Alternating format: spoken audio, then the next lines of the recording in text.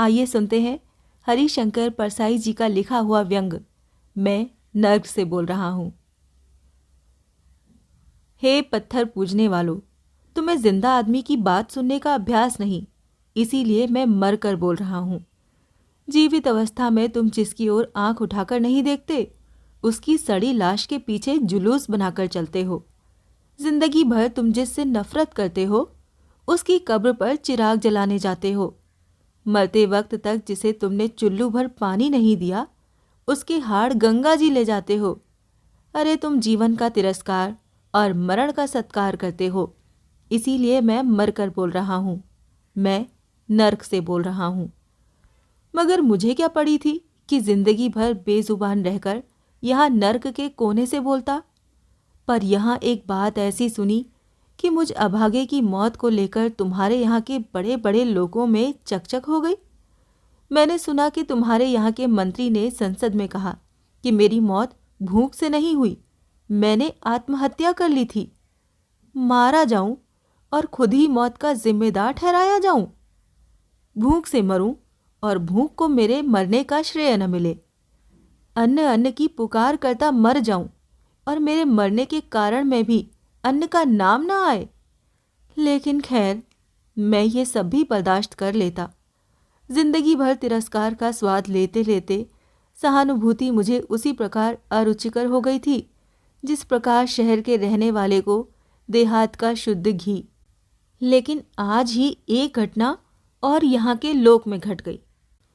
हुआ ये कि स्वर्ग और नर्क को जो दीवार अलग अलग करती है, उसकी सेंध में से आज सवेरे मेरे कुत्ते ने मुझे देखा और कुरकुर करके प्यार जताने लगा।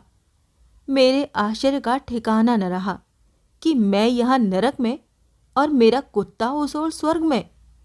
ये कुत्ता, मेरा बड़ा प्यारा कुत्ता, युधिष्ठिर के कुत्ते से अधिक प्यारा।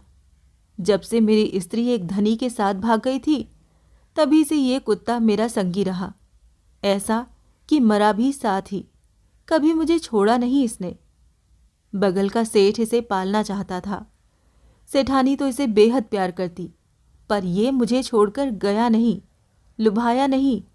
सो मुझे सुखी हुआ कि वो स्वर्ग में आनंद से है।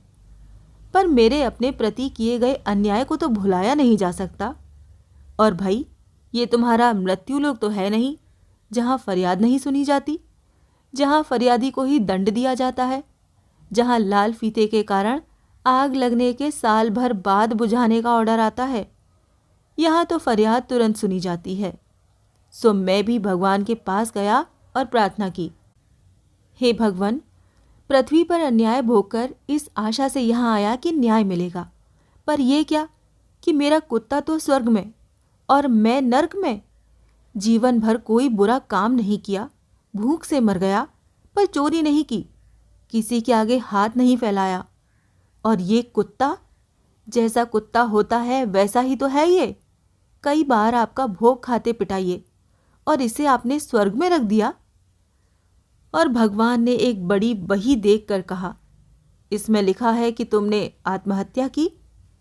मैंने कहा कि नहीं महाराज, मैं भूख से मरा, मैंने आत्महत्या नहीं की।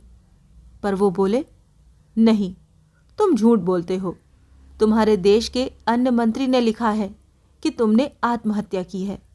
तुम्हारे शरीर के पोस्टमार्टम से ये बात सिद्ध हुई है। और भगवान आसमान से गिरते गिरते बचे जब मैंने कहा कि महाराज, ये रिपोर्ट झूठ है, मेरा पोस्टमार्टम तो हुआ ही नहीं। अरे मैं तो जला दिया गया था। इसके 10 दिन बाद संसद में प्रश्नोत्तर हुए, तो क्या मेरी राख का पोस्टमार्टम हुआ? और तब मैंने उन्हें पूरा हाल सुनाया। लो, तुम भी सुनो। तुम नहीं जानते मैं कहाँ जिया, कहाँ रहा, कहाँ मरा। दुनिया इतनी बड़ी है कि कोई किसी का हिसाब नहीं रखता। और तुम क्या जानो कि जब मेरी सांस चलती थी, तब भी मैं जिंदा था।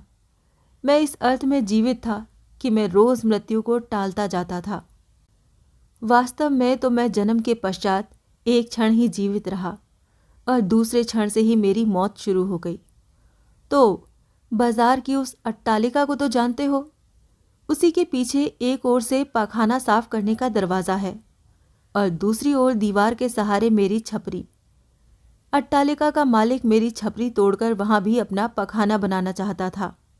अगर मैं मर न जाता तो गरीब आदमी की झोंपड़ी पर अमीर के पाखाने की विजय भी इन आंखों से देखता।